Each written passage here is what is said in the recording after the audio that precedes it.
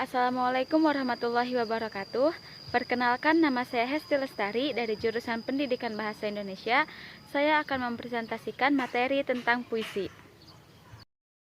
Kompetensi dasar ini berdasarkan buku Bahasa Indonesia kelas 8 edisi revisi 2017.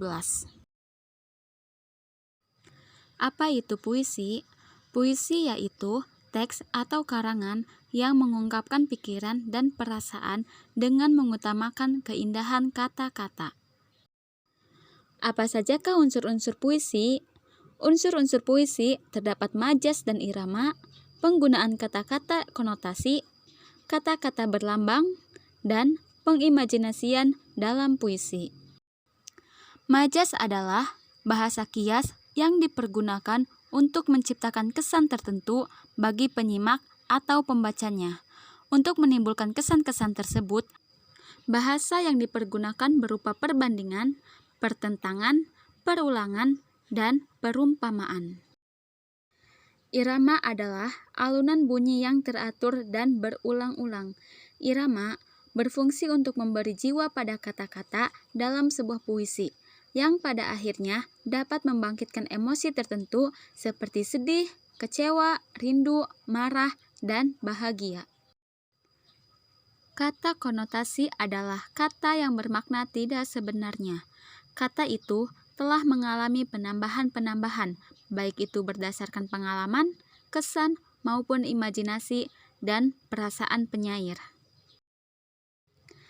Lambang atau simbol adalah sesuatu seperti gambar, tanda, ataupun kata yang menyatakan maksud tertentu. Misalnya, rantai dan padi kapas dalam gambar Garuda Pancasila, tunas kelapa sebagai lambang pramuka. Lambang-lambang itu menyatakan arti-arti tertentu yang bisa dipahami umum. Pengimajinasian adalah kata atau susunan kata yang dapat menimbulkan khayalan atau imajinasi.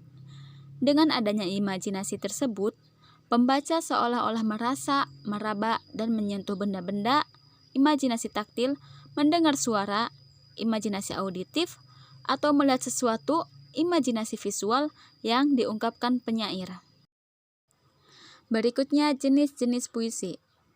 Terdapat puisi naratif, puisi lirik, dan puisi deskriptif.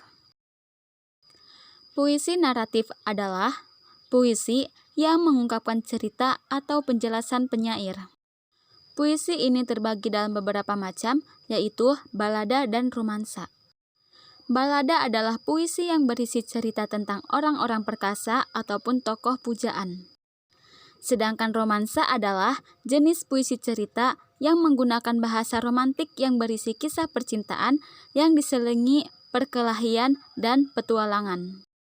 Puisi lirik terbagi ke dalam beberapa macam, yaitu elegi, ode, dan serenada.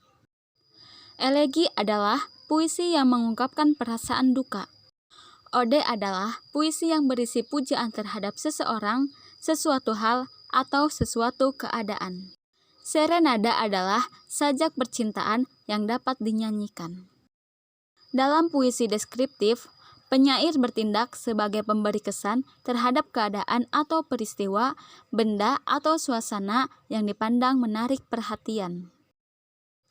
Puisi yang termasuk ke dalam jenis puisi deskriptif yaitu satir dan puisi yang bersifat kritik sosial. Satir adalah puisi yang mengungkapkan perasaan tidak puas penyair terhadap suatu keadaan, namun dengan cara menyindir atau menyatakan keadaan sebaliknya.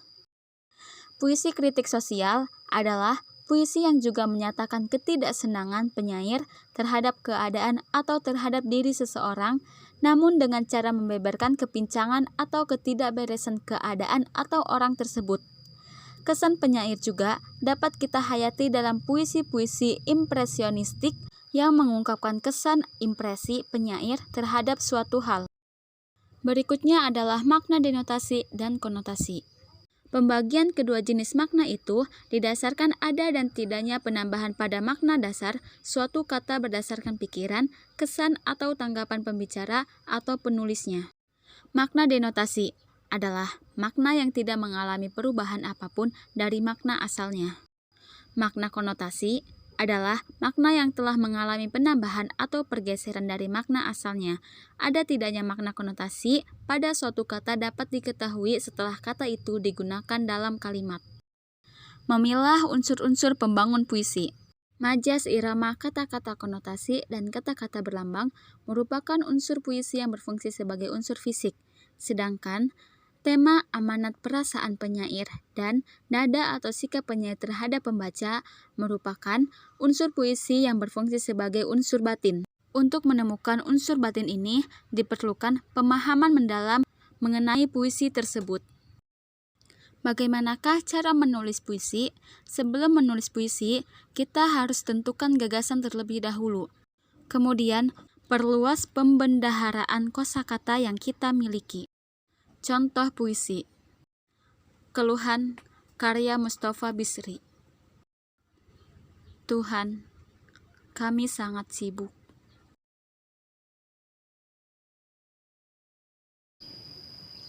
Terima kasih telah menyaksikan video pembelajaran ini. Semoga bermanfaat. Mohon maaf apabila banyak kesalahan. Wassalamualaikum warahmatullahi wabarakatuh.